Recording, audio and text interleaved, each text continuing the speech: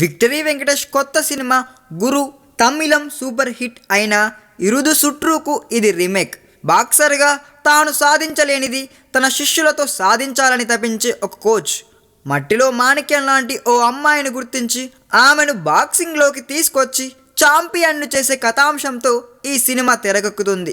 Venky boxing coach పాత్రలో నటిస్తుంటే ఆయన శిష్యురాలిగా రీతికా సింగ్ నటిస్తుంది. తమిళ్లో రూపొందించిన తెలుగు అమ్మాయి సుధా కొంగరనే తెలుగు వర్షన్ కూడా రూపొందిస్తుంది.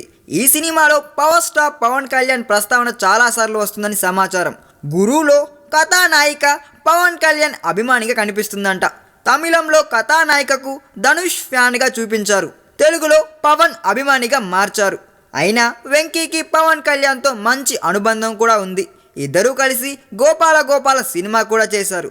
ఈ నేపథ్యంలో హీరోయిన్ని ఎవరి అభిమానిగా చూపిద్దాం అన్న చర్చ వచ్చినప్పుడు వెంకీనే పవన్ పేరు సూచించాడంట. గత కొన్నేళ్లలో పవన్ ఇమేజ్ అమాంతం పెరిగిపోయింది. ఒకప్పుడు మెగాస్టార్ చిరంజీవి రెఫరెన్స్లు వేరే సినిమాల్లో ఎలా ఉండేవో ఈ మధ్యన పవన్ ప్రస్తావన కూడా అలాగే ఉంటుంది. మరి గురువులో పవన్ పేరును ఎలా వాడుకుంటారో చూడాలి.